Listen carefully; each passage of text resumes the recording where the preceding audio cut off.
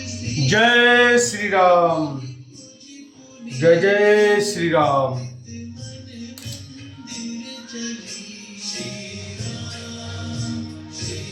आपकी चंद्रमा की किरणें के समान शीतल वाणी सुनकर मेरा अज्ञान रूपी शरद ऋतु कवार की धूप का भारी ताप मिट गया। हे कृपालु, आपने मेरा सब संदेह हर लिया।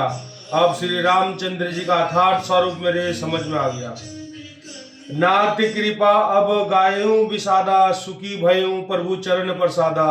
अब मोहि अपनी किंकर जानी, जदपि सहज जड़ नारी अयानी। हे नाथ, आपकी कृपा से अब मेरा विषाद जाता रहा और आपके चरणों के अनुग्रह से मैं सुखी हो गई। यद्यपि मैं स्त्री होने के कारण स्वभाव से ही मूर्ख और ज्ञानहीन हूँ, तो भी आप मुझे अपनी दासी जानकर प्रथम जो मैं पूछा सोई कहूँ, जो मोह पर प्रसन्न प्रभु हूँ। राम ब्रह्मा चिन्मय अविनाशी, सर्वरहित सबूर पुरवासी। हे प्रभु, यदि आप मुझ पर प्रसन्न हैं तो जो बात मैंने पहले आपसे पूछी थी वही कहिए। यहाँ सत्य है कि श्री रामचंद्र जी ब्रह्मा है, चिन्मय ज्ञान स्वरूप है, अविनाशी है, सबसे रहित और सबके हृदय रूपी नगरी में निवास करने वाले हैं। नाथ धरेऊ नर तनु कहे हेतु, मोहि समझाऊ कहू वृष्य केतु। उमा वचन सुनी परम वनीता, राम कथा पर प्रीति पुनीता। फिर हे नाथ, उन्होंने मनुष्य का शरीर किस कारण से धारण किया? हे धर्म की ध्वजा धारण करने वाले प्रभो, यह मुझे समझाकर कहिए। पार्वती के अत्यंत नर्म वचन सुनकर और श्री रामचंद्र जी की कथा में उनका विशुद्ध प्रेम देखकर हिया हर्षे कमारी तब शंकर सहज सुजान, बहु विधि उमहि प्रशंसी पुनि बोले कृपा निधान। तब कामदेव के शुद्ध शत्रु स्वभाव की ही सुजान कृपा निधान शिव जी मन में बहुत ही हर्षित हुए और बहुत प्रकार से पार्वती की बड़ाई करके फिर बोले। नवाहर परायण पहला विश्राम, मास परायण चौथा विश्राम। सौ सुनु शुभ कथा भवानी, रामचरित्र मानस विमल। कहाँ भूषंडी बखानी, सुना विहग नायक गरुड़। हे पार्वती, निर्मल रामचरित्र मानस की वही मंगलमय कथा सुनो जिसे काक भूषंडी ने विस्तार से कहा और पक्षियों के राजा गरुड़ जी ने सुना था। सो संवाद उदर यही विधि भागे कहाव, सुनहु राम अवतार चरित्र परम सुंदर नाग। वह श्रेष्ठ संवाद जिस प्रकार हुआ वह मैं आगे कहूँगा। अभी तुम श्री रामचंद्र जी के अवतार का परम सुंदर और पवित्र पाप नाशक चरित्र सुनो।